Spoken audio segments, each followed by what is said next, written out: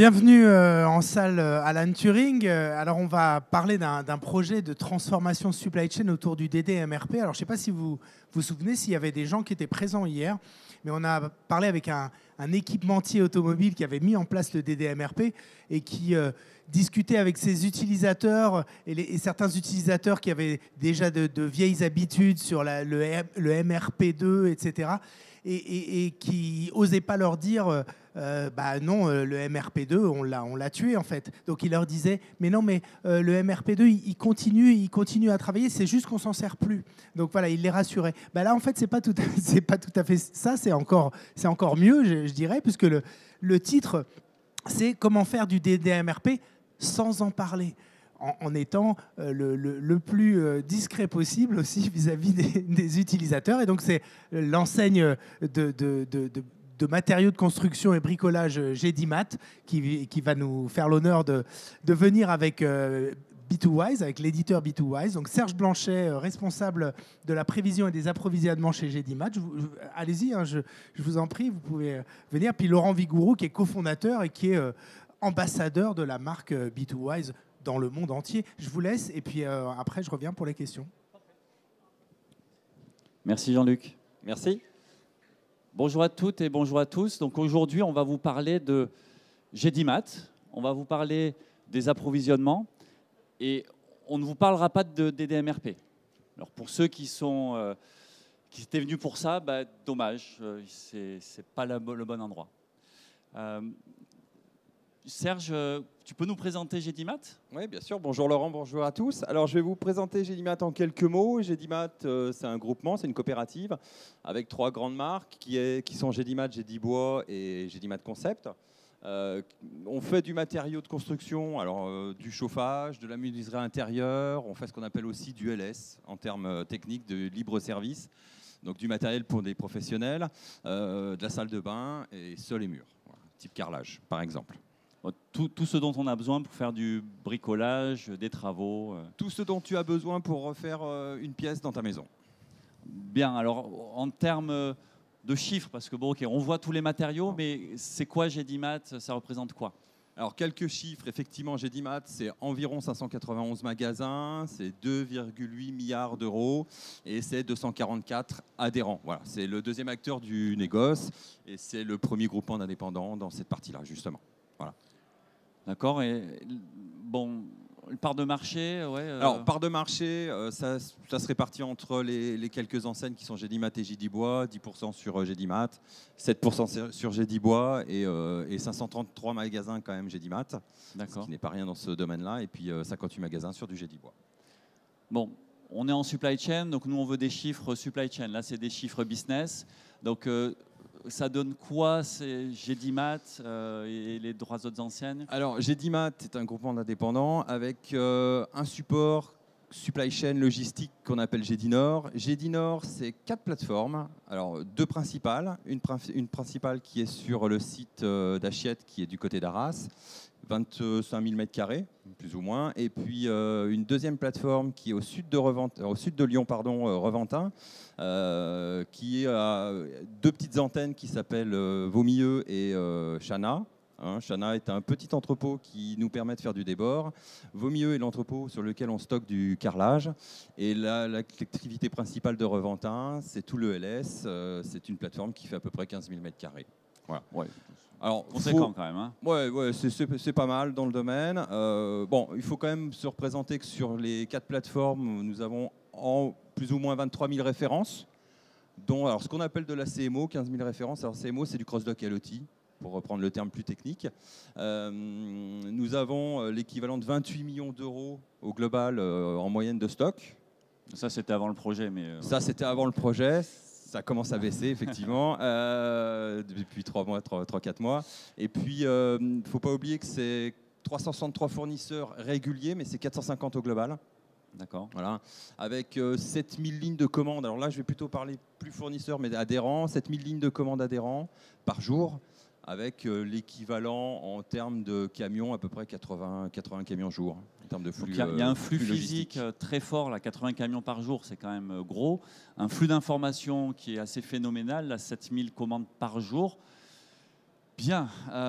Alors, comment tu gérais tout ça avant qu'on ne fasse pas du DDMRP, justement? Alors, faut savoir qu'aujourd'hui, nous sommes encore sur un type AS400. Nous avions un logiciel qui s'appelait Optimiza, qui est un logiciel assez vieillot, pour ne pas dire obsolète, 100% d'Excel quasiment, donc retraitement des analyses de préconisation de commandes sur Excel, donc un process très manuel. L'équipe des approvisionnements était très mécontente de l'outil, et plus le temps avançait, et plus elles étaient en volonté de changement malgré tout, puisque justement, c'est ce que je disais, 90% des ordres étaient retraités manuellement. Ça veut dire, ça représente quoi 90%? C'est énorme, c'est la globalité d'une base article qui est ressortie sur un fichier Excel et qui est retraitée par les approvisionneurs. La provision était très mauvaise, on était en dessous de 55% en gros de respect de prévision par rapport à ce qui était préconisé à l'origine par Optimiza. Ok, donc une situation initiale un peu compliquée. Et donc là, vous avez commencé à imaginer de changer, mais quels étaient les... Ah non, il y avait un point aussi. Alors, il y a quand même un point important, on a oublié, parce que j'ai parlé de l'ERP AS400. Donc, on est en projet aujourd'hui des 365, donc on est en train de changer de ERP, passer sur Microsoft des 365, avec en plus, par rapport à Optimiza, une fin de maintenance qui était prévue au 31 décembre 2024. Il ne faut pas l'oublier, donc le projet, tous les tests de l'ERP... Alors, au moment du choix, devaient commencer et ont commencé justement au mois de juin. Donc un gros challenge en termes du changement et on souhaitait justement avoir plus de simplicité, plus de facilité, gérer un changement beaucoup plus facile et surtout, alors moi je suis un homme de chiffres, donc avec des résultats. Voilà. Donc passer sur des 365, ça c'est véritablement en cours, avec une volonté de vraiment de tranquillité par rapport aux équipes, et puis surtout avec un outil beaucoup plus fiable, beaucoup plus simple d'utilisation, puis surtout avec beaucoup de résultats, et des résultats qui sont bons, que ce soit en termes de taux de disponibilité pour les adhérents, parce que les clients ce sont quand même nos magasins, et puis un niveau de stock beaucoup plus fiable. Oui, parce que la particularité, c'est que tes clients, ce sont des clients internes en fait. Tout à fait. Tout à fait. Nos clients sont des clients uniquement internes. Gédimat, Gédibois et Concept Store. Ok, donc là, on a vu la situation initiale qui était plutôt inconfortable. On a vu les moteurs du changement. Alors, comment tu l'as enclenché ce changement? Quel choix vous avez fait? Alors, nous travaillions auparavant déjà avec Optimiza, avec B2Wise. C'était B2Wise qui nous maintenait cette solution. J'avais véritablement pour les équipes une volonté de changement en douceur. Je répète, et je vais me répéter tout au long de la présentation, puisqu'effectivement, les équipes sont des équipes qui sont assez anciennes dans l'entreprise et qui ne voulaient pas entendre parler de MRP, MRP2, tout un tas de concepts supply, parce que c'est vraiment pas leur tasse de thé, on va le dire comme ça. Et puis elles étaient assez réticentes au changement. Voilà. Elles travaillaient d'une manière qui les rassurait. Alors je souhaitais jeter l'eau du bain sans le bébé, d'où l'image. Voilà. Mais c'était véritablement à passer quelque chose beaucoup plus fiable, beaucoup plus simple pour elles et qui allait apporter des résultats. Et donc, comment vous avez fait le choix de B2Wise en fait, si on revient sur ce sujet? Alors, le choix de B2Wise, j'ai eu l'occasion de vous rencontrer, de travailler sur le DDMRP, de voir le concept et de me dire qu'effectivement les résultats pouvaient être véritablement au rendez-vous de ce que l'on attendait par rapport à ce qu'on utilisait auparavant. Ok, très bien. Donc là, le choix a été fait. Maintenant, on fonctionne avec des pilotes. Et donc, comment tu as choisi qui était embarqué dans ce pilote-là parmi ton équipe? Alors, l'important, c'est l'humain dans un changement, surtout des équipes très anciennes dans l'entreprise qui étaient habituées de travailler avec des systèmes. Donc, j'ai décidé, entre guillemets, de choisir 4 personnes dans l'équipe. Alors, il y a 2 sites, donc j'ai 2 équipes qui sont réparties, 4 personnes sur Reventin, 4 personnes sur Hachette. Donc 2 personnes sur Reventin ont été sélectionnées pour faire ce projet. Alors, si possible, une personne très moteur et une personne excessivement ancrée dans ses habitudes, et de même sur les 2 sites. Donc 2 personnes par site, 4 approvisionneuses. Là, tu l'as dit de manière, j'aime bien, excessivement entrée dans ses habitudes. Oui. Donc ça veut dire je veux pas changer, quoi. On est d'accord. Hein. Non, mais il ne faut pas se cacher. Les équipes sont quand même, quand elles ont une manière de travailler, même si on leur apporte de nouveaux systèmes, hein, elles ont fait des formations en MRP, MRP2, approvisionnement. Enfin, je passe tous les sujets qu'on pourrait aborder aujourd'hui, mais elles avaient vraiment un mode de fonctionnement qui était ancré. Optimiza leur convenait bien, ça les rassurait. Même malgré des résultats qui n'étaient pas forcément toujours très, qui n'étaient pas, voilà, qui n'étaient pas probants. Donc, le choix du pilote a été fait. Maintenant, on démarre le projet. Alors, ce projet, comment est-ce qu'il a démarré? Comment il s'est déroulé? Il faut quand même dire quelque chose. Gros challenge, puisque Optimiza, pour rappeler, s'arrêtait le 31 décembre 2024. Et il fallait absolument démarrer avec le nouvel outil avant le mois de juin 2025. Donc, gros challenge au niveau des équipes. Les 4 personnes ont bien été briefées par rapport à ça. D'ailleurs, elles étaient véritablement les chefs de projet, je vais le dire comme ça, avec une meneuse parce que plus habituée, plus à l'aise avec les outils informatiques. Et la partie plus management en chapeau voilà, était représentée par moi et une personne sur l'informatique. Donc 3 mois et demi de projet. Donc ça a été très très rapide. 3 mois et demi de projet avec un travail qui a été rendu au mois de mai. Voilà. Donc, on est passé par toutes ces phases hein, de design, data, modèle, run. Tout à fait. Tout à fait. Je me suis occupé avec les équipes de faire le design et la data et elles se sont chargées du reste pour pouvoir mettre en place le projet. Et je tiens à préciser, c'est elles qui ont mis en place le projet. Voilà, c'est 4 approvisionneuses qui ont véritablement mis en place le projet au niveau de l'entreprise, qui ont fait tous les manuels, tous les process avec B2Wise. Et d'ailleurs, B2Wise les a très bien accompagnés à ce niveau-là, parce que c'est ce que je disais, elles n'étaient pas du tout habituées à gérer des projets. Et puis, c'est elles qui ont formé les équipes en interne. Voilà. Alors, il y a un point clé qu'on ne voit pas ici, c'est qu'en fait, tous nos projets fonctionnent en général avec une phase ici, là, qui est la phase de formation, accompagnement des managers pour basculer vers le DDMRP. Là, notre sponsor Serge n'en avait pas besoin puisqu'il avait déjà bien intégré toutes les notions. On n'a pas fait non plus de DD-Bricks, qui est notre jeu Serious Game avec des Lego. On a enlevé toute cette partie-là de manière volontaire, en fait, pour justement faire ça en mode vraiment très rapide et très facile. C'est un choix. C'était un choix. J'ai douté, et puis en fait, on est là. C'était un choix, c'était véritablement pour pas leur faire peur au changement. Il faut savoir qu'avec le changement d'Optimiza à Bitwise, avec en plus le changement de l'ERP en cours, voilà, ça faisait beaucoup en une seule fois. Donc c'était véritablement d'amener un nouveau mode de fonctionnement, de nouveaux process, sans leur dire. Alors, sans leur dire, mais bon, il y a eu quand même du recouvrement entre les deux. Oui, il y a un processus important que vous faites chez Bitwise et qui est relativement efficace, en tout cas au niveau des équipes chez GDMat, c'est qu'il y a une phase de 4 semaines de travail en parallèle. Elles ont donc travaillé en production, donc elles pouvaient valider leurs commandes sur les 2 outils, à la fois sur Optimiza et à la fois sur Bitwise, ce qui a permis de faire une comparaison entre les 2 outils et de véritablement se rendre compte des résultats et de l'efficacité qu'elle pouvait avoir avec B2Wise vis-à-vis d'Opti.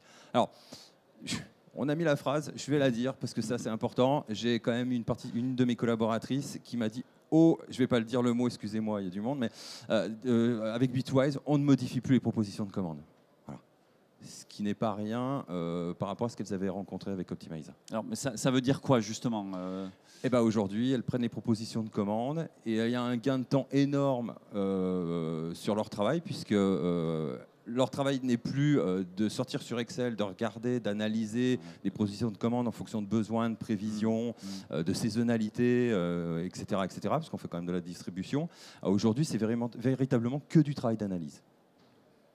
Que du travail d'analyse. Et tous les produits qui sont alors en Pareto, ce qu'on appelle chez nous en interne du AA, parce qu'on a doublé le Pareto, sont validés quasiment en automatique.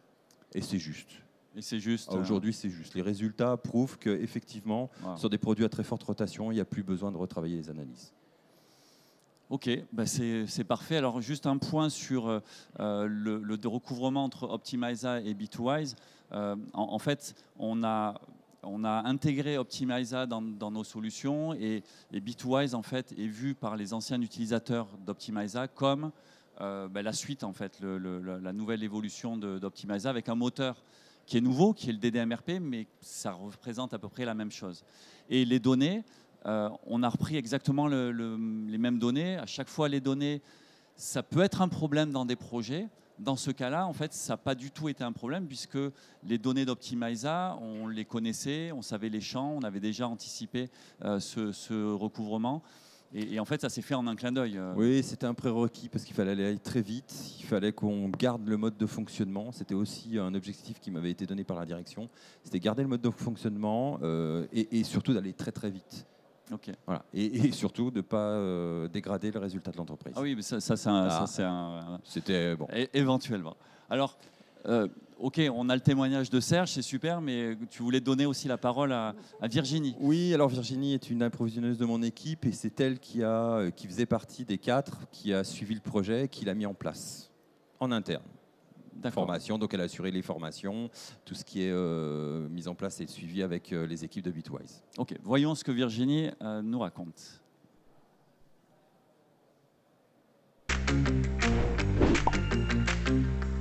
Je suis Virginie Buquet, je suis approvisionneuse au sein de la société Gédinor, donc la plateforme logistique Gédimat.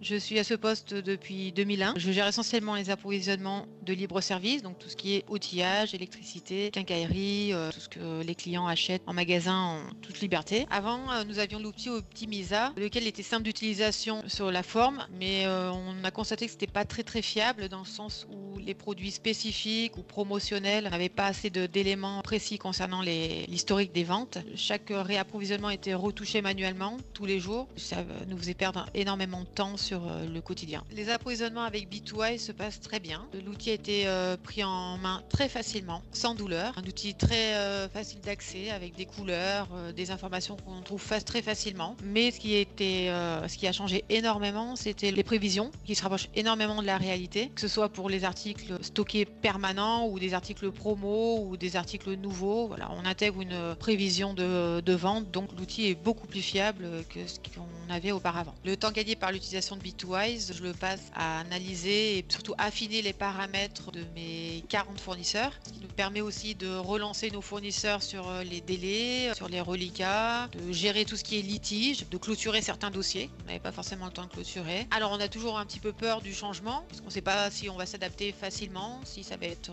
simple, le quotidien, d'aller sur un nouvel outil, de tout réapprendre.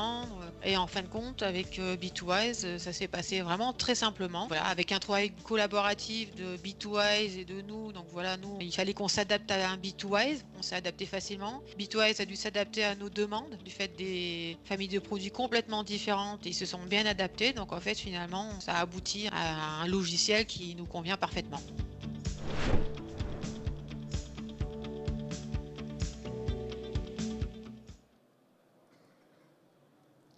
Un commentaire sur Virginie. Non, elle a bien résumé en fait tout ce qu'elle a vécu, ce qu'elle vit aujourd'hui et surtout l'apport qu'a apporté Bitwise dans son travail au quotidien.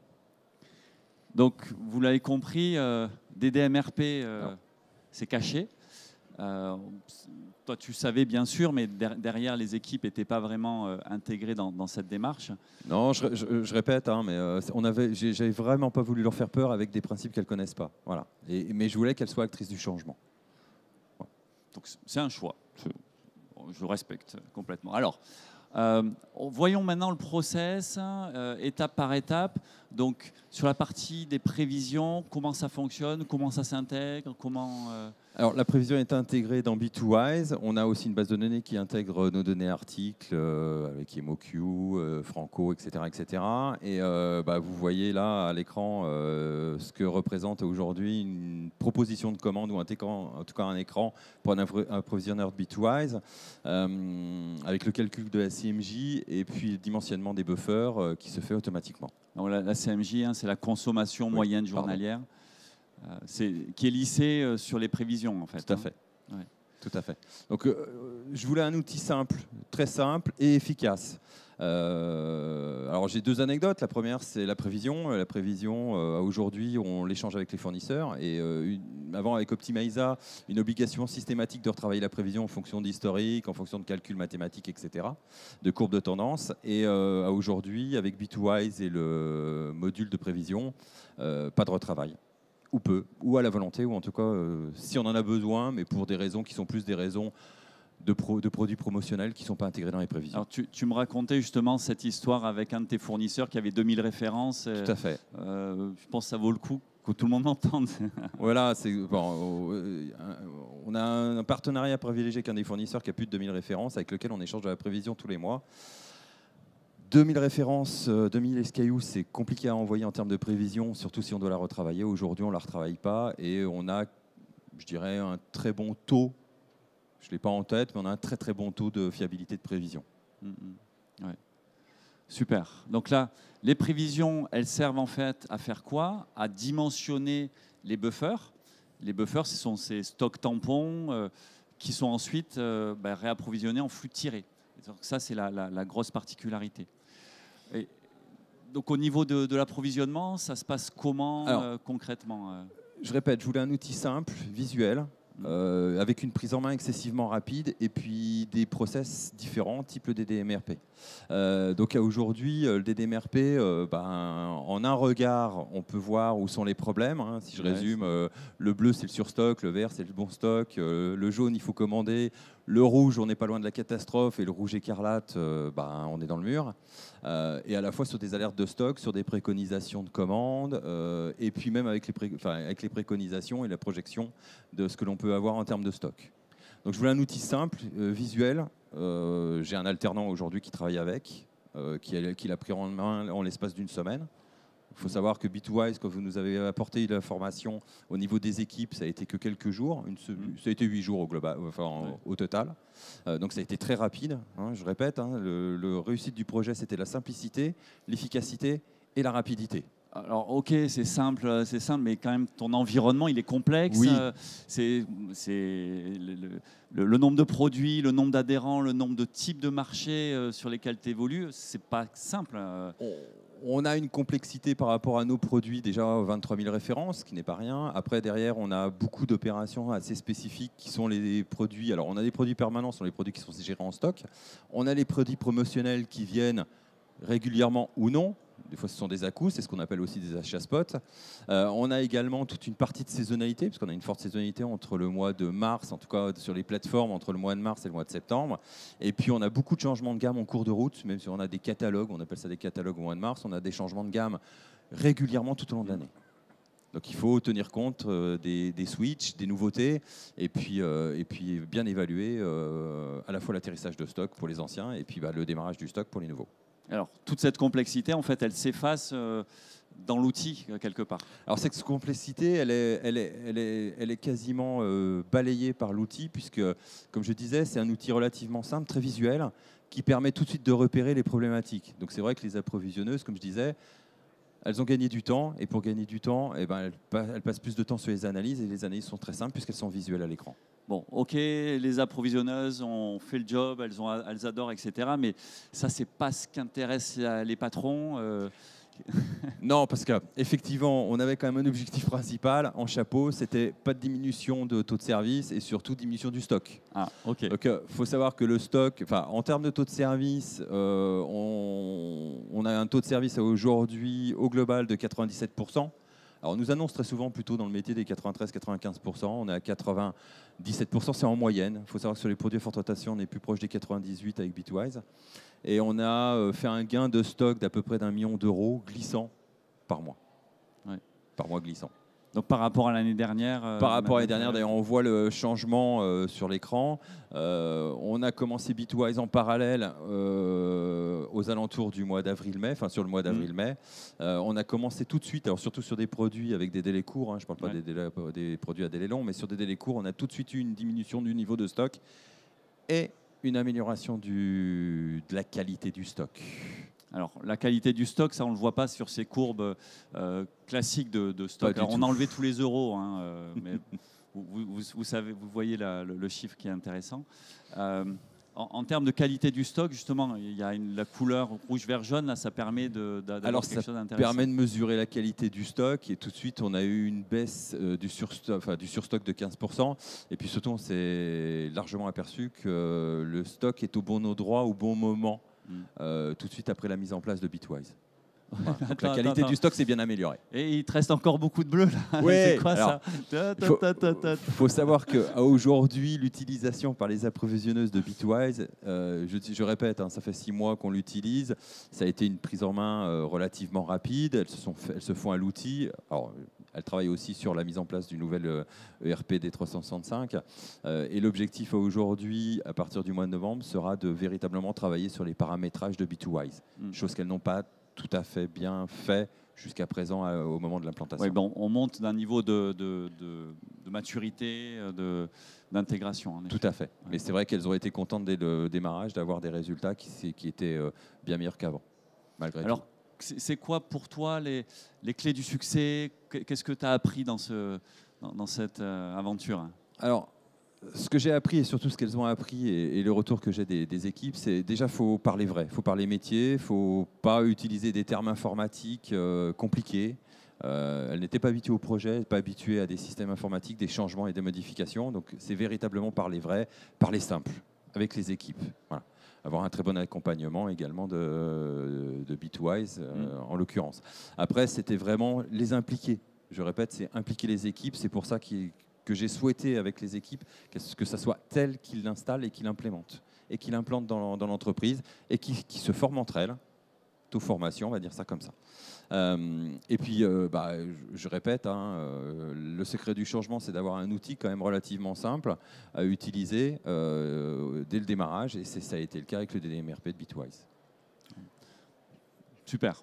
Belle aventure. Belle aventure, très belle aventure. Alors, ok, il y a beaucoup de choses qui ont été faites, mais il reste encore plein de choses à faire. C'est quoi tes prochaines étapes? Alors, les prochaines étapes, dans l'immédiat, sera de connecter Bitwise au futur ERP Microsoft D365. Alors, pour ça, on a un connecteur intégré. Ça va être fait très rapidement, c'est facile. Voilà, c'est en cours. C'est en cours.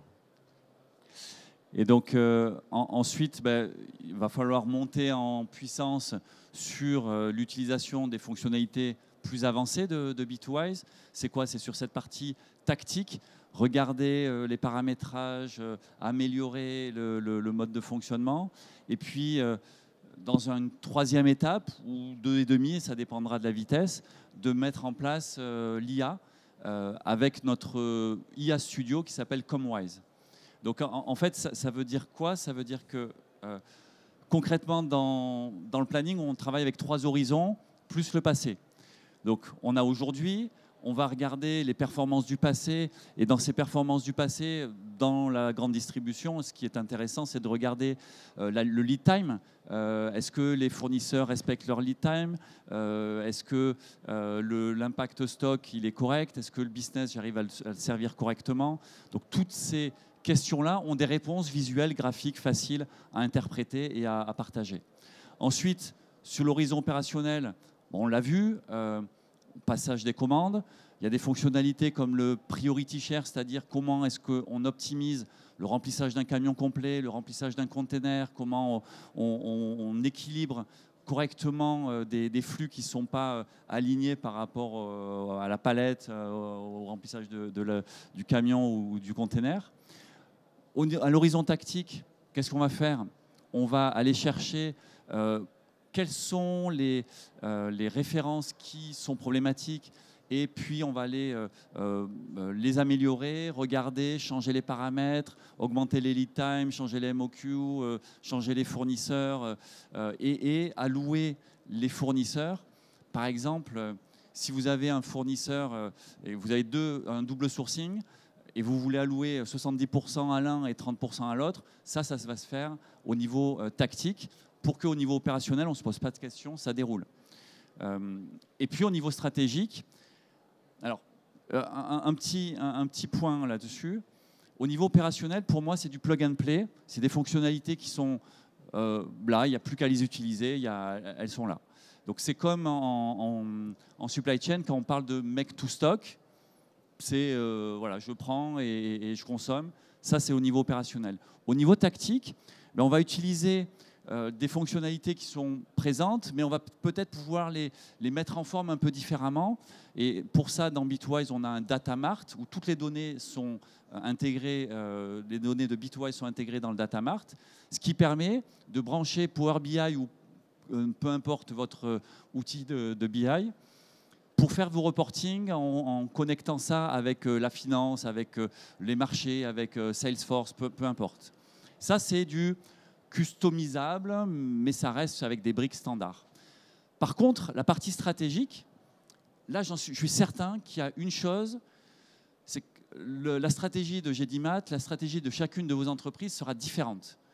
Et votre focus sera différent. Aujourd'hui, dans 6 mois, dans 1 an, vous allez changer de priorisation, vous allez avoir des nouvelles machines, des nouveaux entrepôts, des nouveaux produits, des nouvelles gammes de produits, vous allez acheter des entreprises. Et donc tout ça, ça va changer et ça va changer cet aspect stratégique.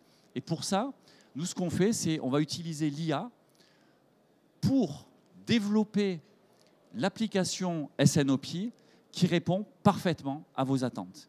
Et développer ça, ben on va le développer comment? Avec de l'IA. On va le développer avec de l'IA en faisant des specs qu'on va écrire, mais on va surtout échanger, on va faire des calls, on va parler, on va enregistrer ces conférences, ces réunions. Et ça va être la base du prompt pour faire de l'IA. C'est l'IA qui va être la base du prompt pour... Non, je reprends. La conversation va être la base pour faire la spécification qui va derrière générer le code. Et on va faire avec des boucles, des itérations de 1 journée, 2 journées. La première livraison, elle va être simple. Oui, bon, je voudrais un peu plus, un peu moins. Deuxième livraison, troisième livraison. Et au bout de 4, 5, 6 fois, on a quelque chose qui est très solide et qui va permettre d'avoir... ça, on l'a fait chez Fagor. Vous connaissez Fagor très certainement, les lave-vaisselle, etc. Ils ont une branche aussi automobile. Et en quelques semaines, on a mis en place un équilibrage de charges automatisé sur l'intégralité de leur centre de production. Bon, ils avaient juste passé 3 ans à essayer de le faire avec un outil de capacité contrainte. Bon, ça n'a pas marché. On a fait aussi avec Fruity Line en Hollande, un fabricant de jus de fruits, des scénarios planning pour d'équilibrage charge-capacité avec l'IA qui va permettre d'analyser l'intégralité des scénarios différents que l'on a et puis regarder et pondérer par rapport à la marge brute, par rapport au taux de service, quelle est votre focalisation du moment et donc en fait ça va vous permettre de vous orienter vers le bon scénario qui permettra de répondre aux problématiques de l'entreprise. Donc voilà sur les 3 horizons et les performances passées, parce qu'il nous reste encore beaucoup de choses à faire avec GDMAT. On arrive à la fin de cette présentation et on va, avant de commencer les questions, Serge, c'est quoi pour toi une bonne conduite du changement? Pour moi, une bonne conduite du changement, c'est une conduite qui est opérée par les personnes qui vont avoir à utiliser un outil. Voilà. Dans mon équipe, les approvisionneuses ont tout de suite été intégrées dès la conception, dès le design, dès le démarrage du projet avec vos équipes. Et c'est elles qui l'ont suivi, qui l'ont accompagné et qui l'ont mis en place. C'est la meilleure conduite du changement, c'est véritablement d'intégrer et d'impliquer les équipes. C'est le mot de la fin. Merci, Jean, merci Serge. On l'applaudit quand même, bravo. Merci Laurent, merci à tous. Alors, une page de pub. Si vous voulez jouer au Lego, au DD Bricks, on fait le Tour de France et les prochaines dates, ça sera en novembre sur Paris et fin novembre et début décembre sur Lyon. Le QR code est là pour pouvoir vous inscrire. Jean-Luc, je te laisse la place pour les questions. Fin de la pub. D'abord, merci parce que c'est vrai que cette approche-là moi, je trouve très originale. Et je voulais demander justement à Laurent, est-ce qu'aujourd'hui, il y en a eu quand même depuis 10 ans des mises en œuvre des DMRP. C'est la première fois que tu fais du DMRP sans le savoir, sans le dire. Oui, alors alors justement, c'est ça qui est unique dans ce projet. Serge a été assez clair dès le début du projet en disant... C'est vraiment la volonté de Serge. Clairement, et au final, au début, j'étais sceptique. J'étais très sceptique, j'y croyais pas, parce que c'est pas ce qu'on a fait sur les plus de 200 projets qu'on a gérés dans le monde entier jusqu'à présent. Et puis au final, il a raison. Il a raison. Le résultat est là, le résultat le prouve. L'implication des équipes montre que c'est ce qu'il fallait faire pour les embarquer. Et donc maintenant, on va passer dans une étape un peu plus mature où elles sont prêtes à écouter des formules, des choses un peu plus avancées. Si on avait fait ça avant, Serge? Je pense que si on avait fait ça avant, alors excusez-moi du terme, je les adore, mais on les aurait perdus pour une grande partie. Tout simplement parce que c'est ce que je disais, elles connaissent pas tout ce qui est MRP2. Voilà, ce sont des approvisionneuses depuis 20 ans chez Gedimat, voire 30 même, qui n'ont pas de formation spécifique à ce type de concept. Et je me suis dit, alors étant formateur moi-même, je me suis dit, si je rentrais dans ce détail-là, ma crainte était véritablement, et quand j'en ai parlé, elles m'ont dit, oh non, surtout pas, je ne veux pas voir ça, ça m'intéresse pas. Donc j'ai dit, bah, ok. On va changer d'outil, on va prendre un outil plus simple, plus visuel. On va faire du DDMRP, mais sans en parler.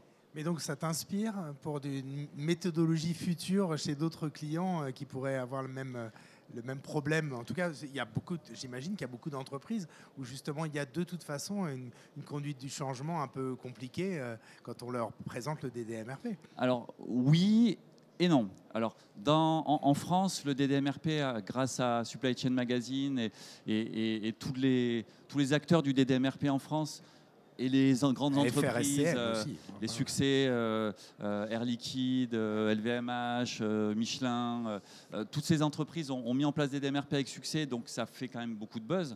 Mais dès qu'on sort de la France en Europe, ok, ça marche un petit peu. Mais en dehors de l'Europe, des DMRP, non, personne ne comprend en fait. Personne ne connaît cette méthode. Donc en fait, nous, ce qu'on fait, c'est on parle de flux. Et le flux, c'est le flux d'informations, le flux physique, le flux financier.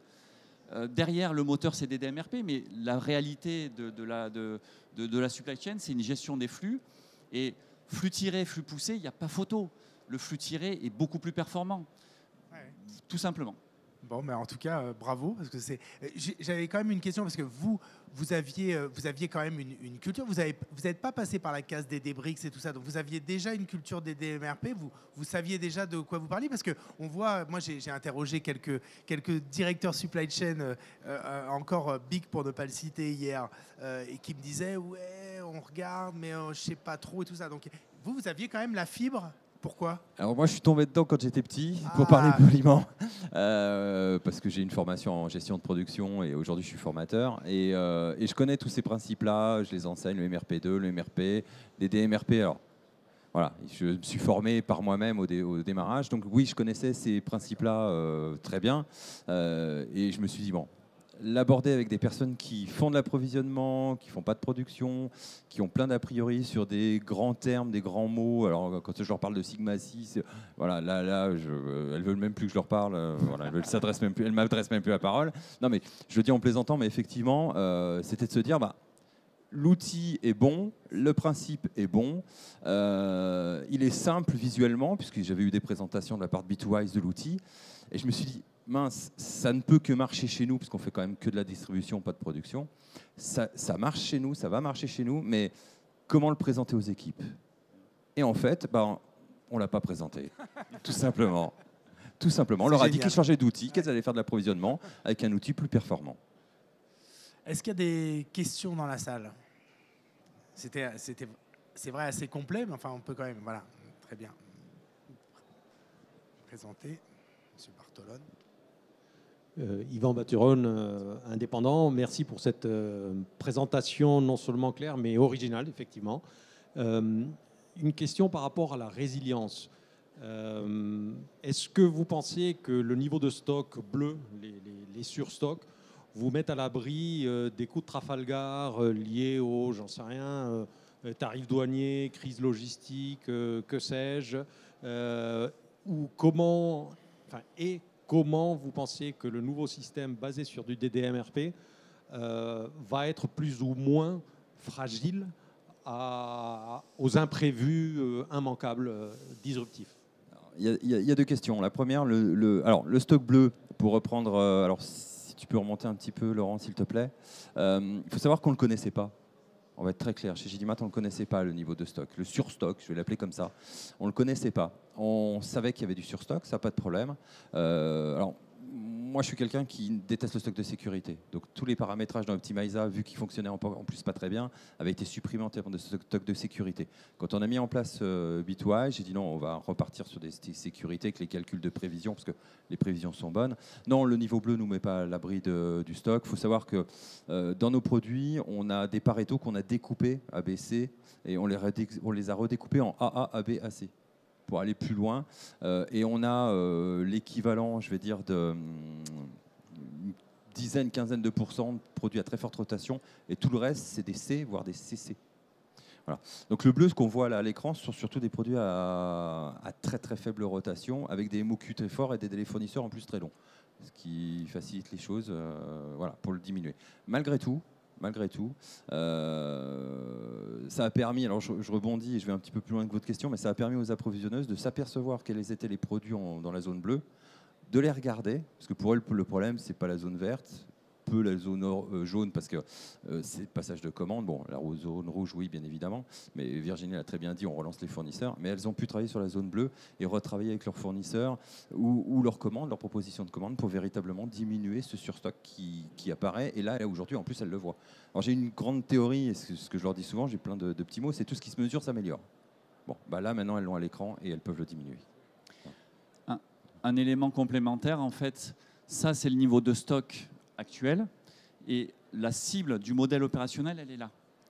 Et donc, en fait, ça, c'est ce qui se passera quand les slow runners là, partiront, mais en fait, ils peuvent partir que si on les vend ou si on décide de les scraper. Ce qui a été important dans B2A, c'est qu'on a mis tous les stocks. Les stocks morts, les stocks vivants, les stocks qui allaient s'arrêter, etc. Tous, sans exception. Voilà. Ça, c'est important. Et le bleu qu'on voit là, dans l'analyse, ce sont surtout du stock mort. Fin de saison, on s'arrête, bon, voilà, les queues de stock, je vais appeler ça comme ça. Et pour répondre à un autre élément de la question, c'est OK, qu'est-ce qui se passe si tarif, si fournisseur, si canal de Suez, tout ça. En fait, ça, c'est les buffers, ils sont costauds et ils sont dimensionnés par rapport à une variabilité qu'on décide. Donc, cette décision, elle est au niveau stratégique. Donc, soit on décide d'encaisser le tsunami du siècle, et dans ce cas-là, on va avoir une zone rouge qui va être sur le dimensionnement des buffers qui va être très grosse, c'est-à-dire un gros coussin de sécurité.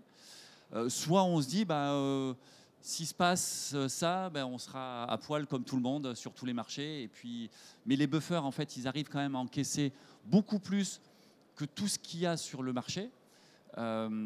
Donc, OK, c'est une décision en fait. La vraie réponse, c'est que c'est une décision stratégique avec, en plus, ces scénarios permettent de dire, OK, si on prend cette décision du tsunami du siècle ou d'un effet géopolitique majeur, quel va être l'impact cash?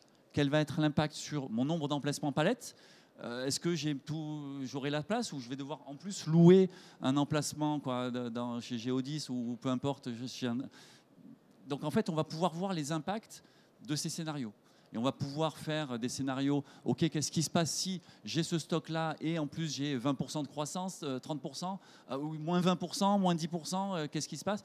Et c'est là où le one click, one scénario est absolument efficace parce que derrière, on voit les impacts sur la réalité du business. Ça, c'est encore en développement ou ça existe encore chez B2Y? Ça existe, mais c'est adapté à l'entreprise en fait. Ouais. Et en fait, il y a plein de solutions SNOP. On a besoin de combien de temps pour mettre en place une solution SNOP en standard? 6 mois. 6 mois. Ah non. Ouais, OK. Plus des fois plus. Mais là, on parle de semaines. Là, on parle de semaines et c'est pas du. Venez nous voir sur le stand, on vous montrera les projets. Regardez le webinar que j'ai fait la semaine dernière avec Fruityline. On parle de 2 mois. 2 mois de mise en place. Et alors juste, j'avais aussi une question, parce qu'on voit que la rapidité du projet, c'était aussi de récupérer les données d'Optimiza. Mais quel rapport entre B2Wise et Optimiza? Parce que vous faisiez déjà la maintenance d'Optimiza, c'est ça? Donc, Coupa ayant décidé d'arrêter la maintenance d'Optimiza, tous leurs clients sont passés en mode panique. On est d'accord. Mon associé Kevin Beau, qui a été directeur général de Optimiza pendant plus de 20 ans, tout simplement, ce qu'on a fait, c'est que toutes les ressources qui travaillaient chez Coupa et qui ont été licenciées, les bons, on les a récupérés. Et puis, on est allé chercher les clients et on est en train de basculer un par un tous les clients d'Optimiza vers Bitwise en mode facile, en fait, comme on vient de faire avec Serge. Simple, en tout cas pour les équipes. Encore plus rusé, alors, du coup. Il y a cet aspect-là aussi, ça, c'est intéressant. Est-ce qu'il y a encore d'autres questions dans la salle? Il ne faut pas en rater, là. Et n'hésitez pas, parce que là, c'est la dernière conférence dans cette salle-là, en tout cas. Il y en a une autre là-bas. Après, vous ne pourrez plus poser de questions. Hein. Vous attendrez 1 an pour poser des questions. En plus, là, ça vaut le coup. Hein. Bon, moi, j'en ai encore hein, sinon. Sur le temps gagné, oui. On a parlé, on a vu dans le petit reportage, elle disait que voilà, elle gagnait du temps, mais c'est quoi? On peut le quantifier, ce temps gagné? Oui, alors, je l'ai mesuré. Alors, je l'ai mesuré pour chaque approvisionneuse parce qu'elles ont des typologies de fournisseurs très différents. On est en moyenne sur une journée de travail. Donc, une journée d'analyse, je préfère qu'elle passe une journée d'analyse qu'une journée de traitement de fichiers Excel. Voilà. Non, c'est une journée, réellement. Voilà. Donc, on a basculé cette journée sur la partie analyse. Donc, une journée par mois? Par semaine. Par semaine? Par semaine. Non, mais attendez, il fallait se représenter ce qu'elle faisait en termes d'analyse sur Optimiza. On est sur à peu près une journée par semaine, et ce temps a été basculé à la fois sur l'analyse des préconisations, mais surtout sur la partie accompagnement sur le nouvel ORP des 365. Voilà.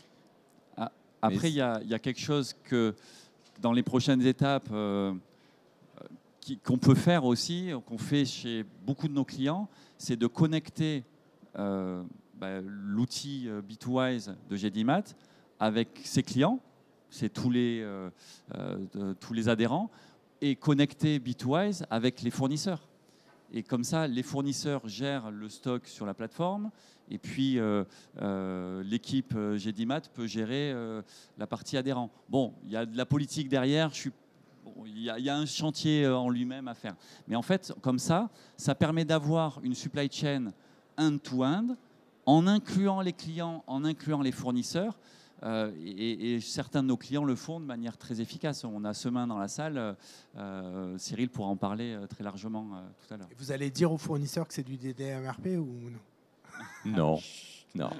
Non, mais pour répondre à votre question une journée par semaine, c'est qu'effectivement, elles ont quand même quasiment, pour certaines, plus de 80 fournisseurs, 3000 SKU, avec des cadencements de commandes. Et Bitwise nous aide justement à faire ces cadencements de commandes, à faire des préconisations qui sont plus claires, alors qu'avant, ce n'était pas le cas.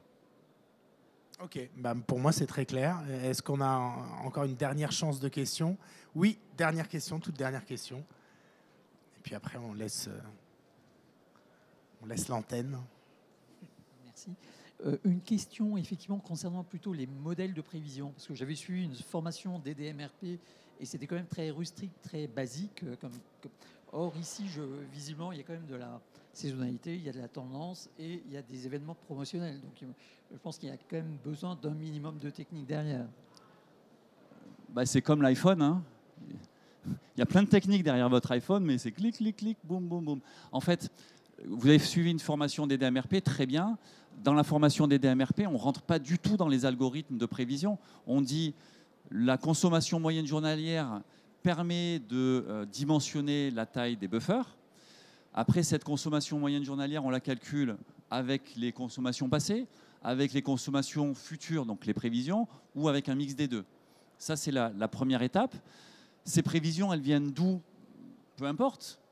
Dans Bitwise, on a une 50aine d'algorithmes. On a du machine learning qui permet de choisir le meilleur algorithme en fonction de la map. Donc, on ouvrira le capot si vous voulez. Venez nous voir, on ouvrira le capot. Mais en vrai, ce n'est pas le sujet. C'est absolument pas le sujet. Le sujet, c'est l'adhésion des personnes sur le changement, sur l'utilisation de ces prévisions. Et un point clé avec des DMRP, c'est que dans les prévisions, dans un mode de fonctionnement classique, on va utiliser ces prévisions pour pousser le stock dans le réseau de distribution, par rapport à des prévisions qui sont fausses fondamentalement. Et donc forcément, on pousse du mauvais stock et c'est la catastrophe. Avec l'approche des DMRP, on va utiliser les prévisions pour dimensionner la taille des buffers et ensuite on fera du flux tiré. Et on fera du flux tiré si ça consomme, si le client achète. S'il n'achète pas, ben, on garde le stock, mais on l'a dimensionné, on sait le maximum, le risque maximum qu'on emprunte. C'est un premier élément de réponse. Deuxième élément, saisonnalité, anticipation, fournisseurs qui ferment, Chinese New Year, tous ces éléments-là, en fait, on va les traiter avec des ajustements dynamiques, avec des zones d'anticipation capacitaire, avec du calcul de CMJ à délai découplé. Enfin, on a plein de techniques comme ça, mais là encore, c'est de la technique. Est-ce que ça intéresse tout le monde ? Ça n'intéresse pas tous les approvisionneurs, ça intéresse par contre ceux qui seront amenés à s'occuper du modèle opérationnel. Et donc là, oui, les planificateurs classiques, ils vont utiliser, ils vont s'amuser, ils vont avoir des bons résultats, ils seront contents. Et puis derrière, vous aurez des utilisateurs avancés qui vont rentrer dans le détail, qui vont aller gratouiller, changer, essayer, simuler. Et c'est ça qui va générer le principe d'amélioration continue. J'ai répondu à votre question ? Oui, parfaitement, merci. Merci. C'est parfait. Merci beaucoup, merci Serge, merci Laurent. Et puis on ne dira pas qu'on a vu une conférence sur le DDMRP.